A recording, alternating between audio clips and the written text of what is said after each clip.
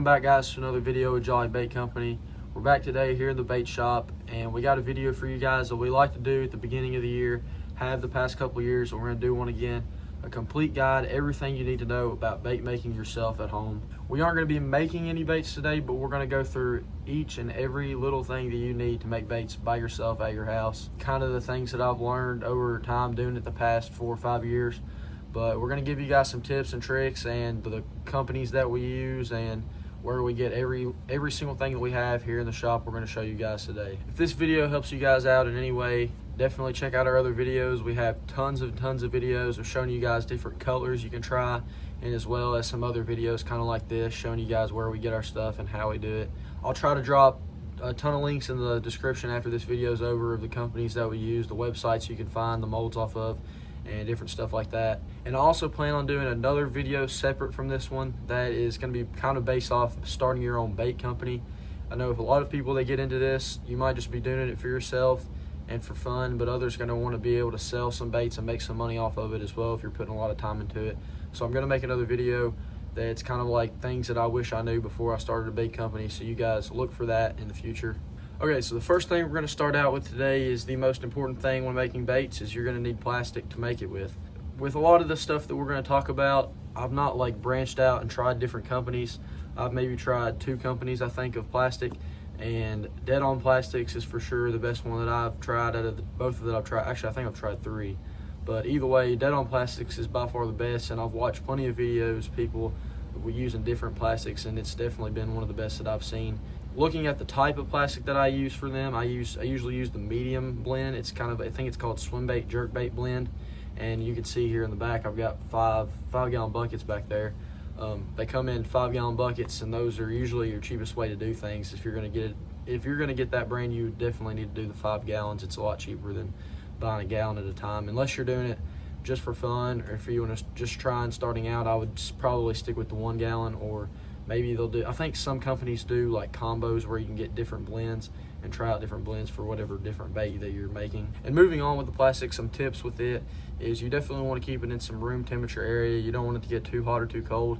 And also, if you've not made baits for a couple days, the plastic's going to separate in the bucket, and you're definitely going to want to mix it up good, or you're going to get a really sticky mess after you make it, and you just don't really want to deal with that. So you definitely need to get maybe like a drill with a mixer is probably the easiest way that I've found to mix the plastic up and get it mixed up good so you don't have that sticky mess. And also, when you're cooking this plastic, one of the most important things is to get a really good venting system.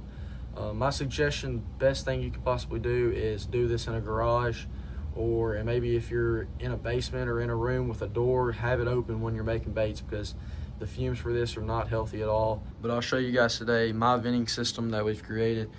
This is kind of the area with some pots that I've got that we kind of do bulk plastic with, so I'll kind of talk about that later. But I've made this to where all the fumes go up into this vent, and we got a vacuum system that goes outside. Since I'm doing this in a basement, it's not really the ideal spot you want to do this at, but it's where I've been able to do it, and it's worked pretty good for me and kept the fumes out from having to breathe them in the whole time. One last thing about the plastic that I would definitely have a tip for is always wear gloves when you're handling it. It gets up to 400 degrees, a little bit higher than that sometimes if you don't watch it and when it burns. So you definitely want to have gloves on, and always wear closed-toed shoes, just in case you are spilled on yourself. You always want to be careful, because it could be really serious. I've seen some really serious burns on people that I've seen on like Facebook groups that I'm in, so definitely be aware of that. Next up, we're going to talk about is colorant and flake. There's not really a whole lot I can say about that stuff. I've always used LureWorks for my colorant and my flake, and it's always been good for me. I'll drop the link to that website down below. I've had some people send me some like color shift powder, and that's been really cool to try out, stuff like that. But really, like pearl powders, like glow in the dark powders, I've found all that on LureWorks, and I've not had any issues with that colorant and flake. So I would definitely recommend to use that if you're going to check that stuff out, and it's not very expensive either, and there's definitely a lot of different options, so you can try that out. Next up, we're going to talk about molds. It's kind of one of the most important things. Other than plastic, you got to have molds to put it in to make certain baits, and I got a lot of different molds. There's a lot of different companies that you can choose from. A lot of people are starting, I think there's kind of some smaller companies where people are making these molds, and selling them and making custom molds. And there's just a lot of different options you can choose from. I think a couple of the really good ones, really popular ones, are like Angling AI, but we also have like Bass Tackle and FatGuysFishing.com. Those are some really good brands, and I've tried those molds myself, and they're really good when you're shooting plastic. Not really had any issues with like bubbles or any air pockets. They're really good molds, and I know a lot of people probably use those baits, and some people might want to make stuff that is not what everybody else is making. So if you're selling them, you kind of want to do stuff that's not what everybody else is selling. So a lot of people will get into finding custom molds, and I've had a couple people make some custom molds for me, and I've just drawn out a sketch and they've done most of the work for me. It's going to cost you a lot more extra to do that kind of stuff, and I would suggest you to try out those 3 brands that I gave you before first if you're just starting. I'll go ahead and show you guys one of my custom molds that I had made here in the past year. It's really rewarding to get you a custom mold because you made up the bait, it came from your mind, you drew it up, and then somebody else is making it for you.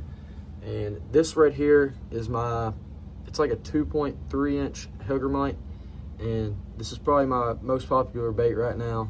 We got our company letters, JBC, in the body. Really cool. But I got 2 of these molds right here, so we can make a lot at a time. And I will say this one right here, I think they costed maybe $600 a piece, I want to say. And I also have my crawl mold, and this is my crawl mold right here. I've actually got some crawls inside of it, so I'll show you guys kind of what it looks like coming out. This is some sprayed grass from a previous video, some sprayed grass crawls. But yeah, this was my first design bait that I had, called the Little Baron Crawdad. It's got our letters, company letters in the claw, JBC.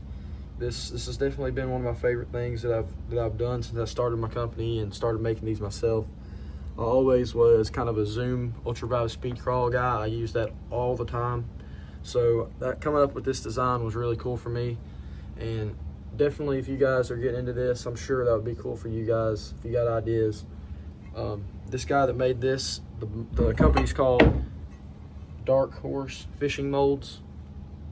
Dark Horse Fishing Molds. So I think he's out of Texas. I don't know if he has a website, but I found him off of Facebook groups, and I'll kind of talk about that more here in a little bit. But like I said, guys, try out those first few companies that I talked about: Angling AI, Bass Tackle, and Fat Guys Fishing. Those molds work great, and they're a little bit cheaper than buying a custom design mold. And also, there is an option to try out first before those 3 companies. If you're just getting into bait making, I would definitely just try out the Do It molds. Whenever I first started, I got, I think, a frog mold from Do It Molds and maybe a 4-inch stickworm mold, and really kind of did some trial and error with that stuff the very first few baits that I made. And I suggest you do that, because I think that's the best thing you can do, is just kind of learn yourself and go as you go. Watch videos a lot for sure, but learning yourself and doing it yourself helps a lot. Okay, next up we're going to talk about injectors. And I want to say I started out with one of the Do It injectors, and I would suggest that obviously first because it's a cheaper one and you can get used to it. And I think this is right here. This is my smaller Do It injector, and it's not very good, to be honest. What I would recommend the most when getting an injector is get one with a lock on it. It's the most safest way to do this. This Do It injector does not have a lock, so whenever you're done and you take it out and you're putting your extra plastic back into the cup, the Pyrex cup, it's easy to just go past that because there's not a lock, and you can definitely spill stuff easily on accident without paying attention. But I also have a Do It injector mold that's a dual injector, and this is the only dual injector I've ever had. I probably should have invested into a nicer one, but my plan is to get a shooting star one day, so, or maybe within the next couple of years. So that's why I'm not really invested into a nicer dual injector like this one right here. I've got 2 single injectors. This one's still got plastic in it, but this one, I want to say this one was, it's not really a name brand, I don't think. Actually, this one may have came off of Bass Tackle. This one right here came off Injectors and More. I think that's the company name, off Facebook. Kind of a smaller company. But this one right here is my favorite one for sure. It's got a thinner profile, so I think it probably cools down quicker than my bigger one here. And I mean, the only bad thing I say is I hit the ceiling a lot when I'm pulling the injector up. But I would say this is definitely the best one that I've got. And that's really all to say with the injector stuff. But next up, we're going to talk about some kind of miscellaneous stuff that I could talk about. You're obviously going to want to get some Pyrex cups. I've got a lot of these 1-cup ones. I think the 2-cup ones are probably the best ones to use, because when you get up to the 4-cup one, you're not going to be using those a whole lot. When you're doing bulk, you're going to want to get like the pots over here that you've seen earlier. But those, you can find them at Walmart. You definitely want to get some gloves. You can find those at Walmart. Clamps are also a big thing. You can get these at Walmart, Lowe's. Starting out, I would definitely just use some clamps like this right here, the twist-on ones. I think those get on the tightest. There's also like the trigger ones. I wouldn't use those. They're not on as tight. So whenever I've used those there's kind of been some air pockets, or it seeps out the side of the mold because it's just not tight enough. I will say, when it comes to clamps, I would probably suggest, if you're going to take this a lot of serious, to look into getting an air clamp. I've not got one yet, and I plan on getting one. I'm surprised I've not got one yet. It's been 5 years that I've been making baits, and I've still not got one of those. But it would be way more simple with that. You wouldn't have to be twisting on 5 different molds on 1-2 molds every time, because clamps are very important when it comes to shooting the plastic in the molds really good. If you guys seen in the back here, I got this paper clamp for my 2 crawl molds, because they don't really fit with the smaller molds or smaller clamps. It would take like 5 or 6 clamps every time to clamp those. So the paper clamp works really good. I don't really know where you could find one of those. You could probably find those online. A couple other things is, you've seen the pots back here, those pot cookers. Those are definitely perfect when you're wanting to make a lot more at a time. You can set the temperature on like 350 degrees or whatever temperature you like it best at. And you can find those at Walmart or online pretty easy, pretty cheap. 30 bucks, I think, is what I gave for each of those. Next up, I got like some stirring utensils. I use the knives. I've seen other people use them, and I think the knives just work good because you can kind of see what it's going to look like on like the tail of a worm, or the claw on the crawls. You can really see the color on the knives, so I think those are probably the best thing to use for mixing up the colors. And also, I use these for measuring. I've got this 1/4 of a teaspoon is what I usually measure stuff off of the most. So you can find all that stuff pretty cheap usually. Also, I was going to say something about microwaves. It's kind of pretty self-explanatory. I would probably get a cheaper one when you're starting out. I think mine's a hand-me-down microwave, so it's just one my grandparents had. So I really don't think it matters.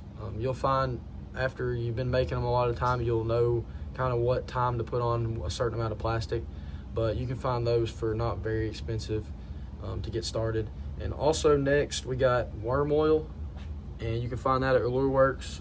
I use this always. I'd say everybody uses worm oil when they're bagging their baits. Keeps them from changing shape and in the bags, so you definitely got to have something like that. And also scent. I have always used this Bang brand scent. This right here is the garlic scent, and I usually use that on like worms, grub worms, stick worms, curly tail worms, and then I have some crawfish scent, and I'll use that on most of my other baits. And now I'll save this for last. I think I've kind of went over everything mostly. I think pegboard's probably pretty important to have. You can kind of see behind me, got all these baits hanging up. That's kind of the best way that I've seen to store them. It's kind of just what we made at the house for that.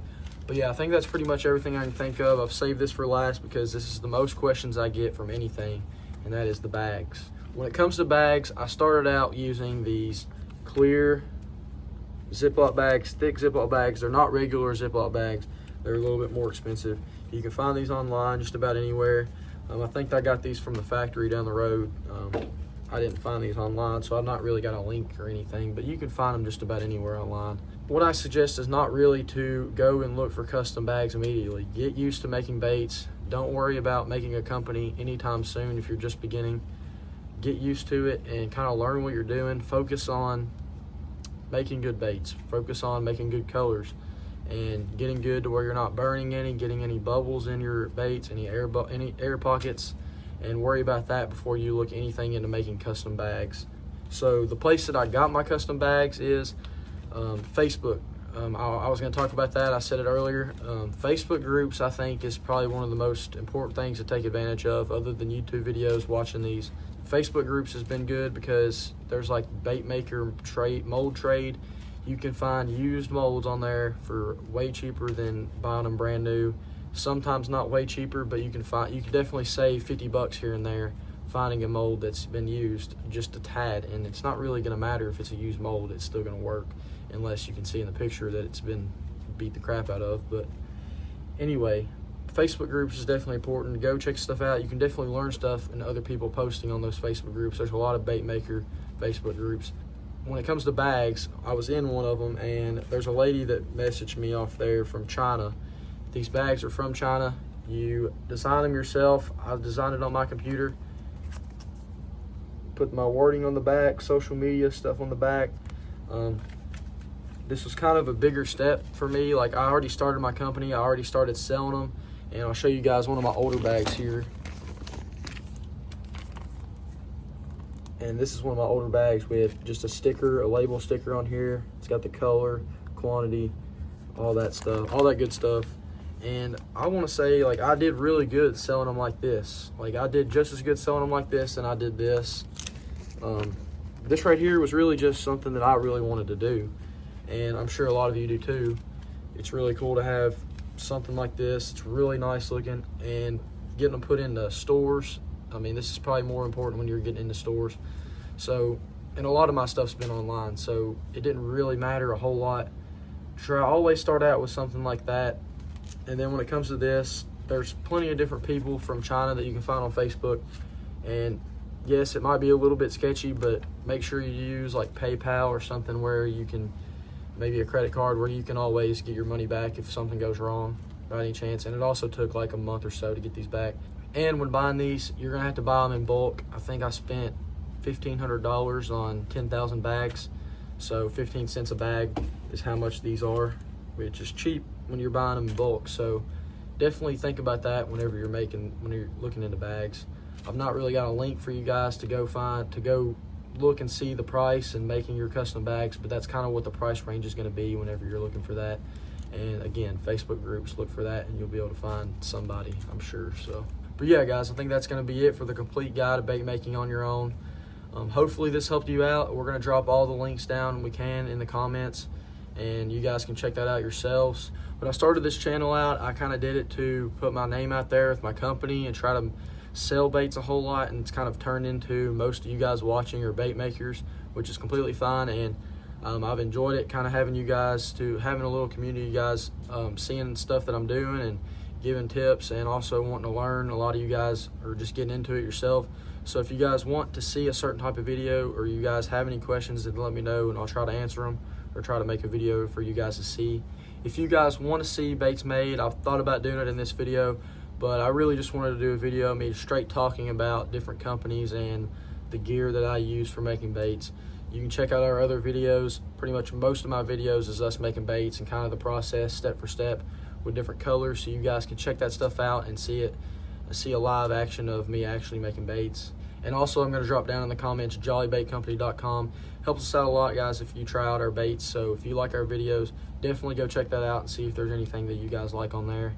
But other than that, let us know if you like this video, if it helped you out, and we'll see you guys on the next one.